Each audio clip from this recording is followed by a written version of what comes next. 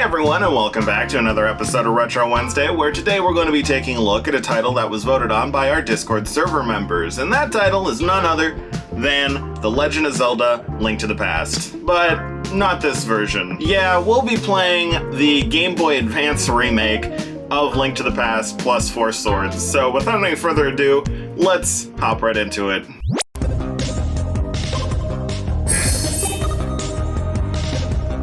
Alright, so here we are in the game with its beautiful menu. Now, I played this thing briefly after I got it, and I have not touched it since, so I believe this Link profile was on there when I bought it, and then there's mine. It doesn't look like I got very far, and here's an empty one, so I guess we'll go ahead and we'll just start from fresh. Now, the thing with The Legend of Zelda, or the Link to the Past remake on Game Boy Advance is it's not just a remake of Link to the Past. You also have this bonus game known as Four Swords, and if you guys have played the GameCube version of Four Swords Adventure, this is basically the prequel to that. But we won't be doing that today, mainly because it's just me. Well, we'll save that for another point in time when we feel like linking up 6 GameCubes and recording all of our perspectives. But starting up Link to the Past here, it looks pretty similar to how it did on the Super Nintendo. I don't recall A Link to the Past being in gold though. That might be new to the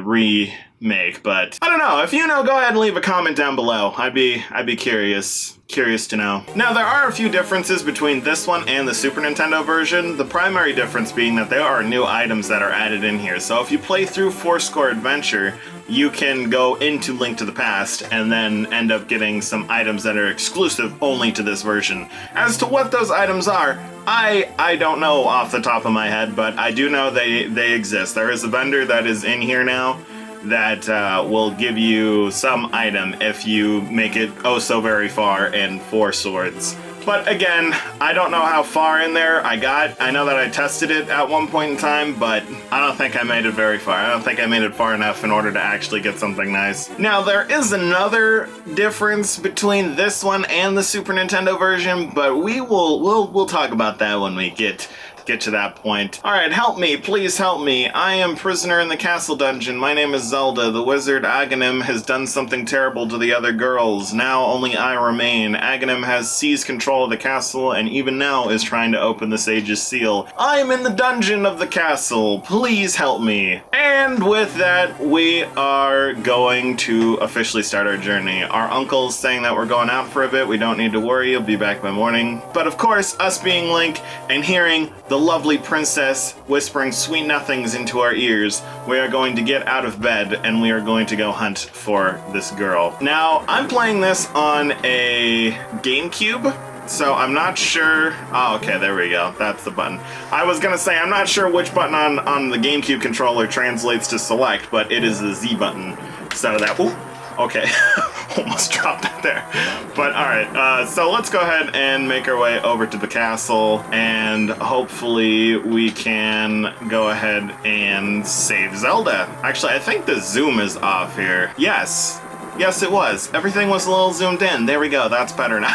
I was just looking at that. I'm like, you know what? I don't remember these hearts being cut off. So I don't think that's normal. Help me! I'm in the dungeon of the castle. Somewhere outside the castle, you should find a hidden entrance to the palace garden. Now I haven't played Link to the Past, or at least the Super Nintendo version, in a long time, but I'm pretty sure this was where the secret entrance was. And it looks like that's correct. Oh, and I think you heard it right there. That is one of the main differences on the Game Boy Advance version, is that there are a lot more voice lines from Link. And that wouldn't really be a bad thing, but I would say the problem with it is, because this is Link to the Past, you can kind of spam the sword.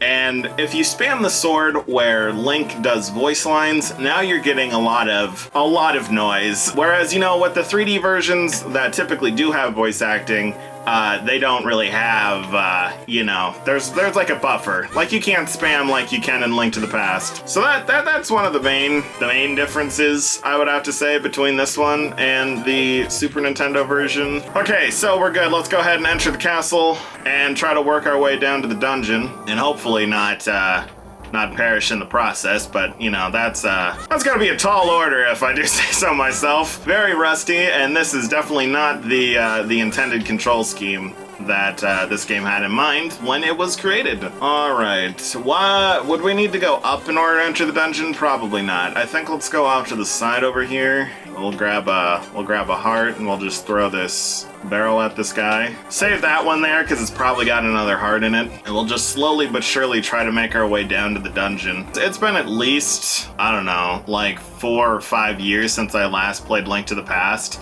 And you know, there's kind of like a thing with these games where it's sort of like a shelf. Okay, let's not perish here. There we go. There's sort of like a shelf life with these games where if you don't touch them for a while, you should probably just restart from the beginning. Because I played this probably in about 2019, I think was the last time I played this, and it was on the Super Nintendo Classic because at the point in time, I did not actually own a real Super Nintendo. So I got pretty far into it, got into the Dark World, and then I just stopped playing because I got invested with other things. And by the time I wanted to go back to it, it's already been like 2-3 years. I booted it up and was completely lost. So I was like, you know what? I don't really think I'm gonna continue this. And then I got it, you know, on an actual Super Nintendo cartridge later and did not feel like restarting the game. So basically, I've never finished Link to the Past. I've gotten pretty far in Link to the Past, but it is a fun game. It is definitely a good game. I really should go back and try to complete it one of these days, but you know, just with time being a commodity, you can't really play everything you want. Could I just like cheese this guy? Ah ha ha ha! Look at this! This is the way to cheese it! Just wait until he goes to the side, and then you can swipe him through the chest. Doesn't make a whole lot of sense, but you know, in the end, it's pretty good. Okay, let's see. I don't think we need the lantern right now, so we can go ahead and swap that out for the boomerang. The boomerang will let us stun enemies, I believe, so that's definitely gonna help. You got the big key. This is the master key of the dungeon. It can open many locks that small keys cannot, including Zelda. Thank you. I had a feeling you'd get lost. Don't worry, I'll never get lost. I'm the best at navigation. Anyway, do you understand? Yes, I understand none of what you said because I totally was not paying attention to what that text box had to inform us about. Yeah, so far this is a pretty faithful remake of the original Super Nintendo version. I mean, if you had this in the early 2000s, it'd be pretty great to be able to play Link to the Past on the go, because this is a decent chunk of game you have here. All right, hopefully we are almost to the end of this. Oh, we have a puzzle. Does this go up? Okay, there we go. That was a really hard puzzle, in case you couldn't tell. Very, very complicated, very, very difficult. The sanctuary is just beyond that door. Pull that switch over there. Nice. You have to pull the lever, hold the R button, and press down on the control pad. Yep. Are you gonna help Zelda, or are you just gonna watch? Answer is Zelda's just gonna watch. And here we are, Sanctuary.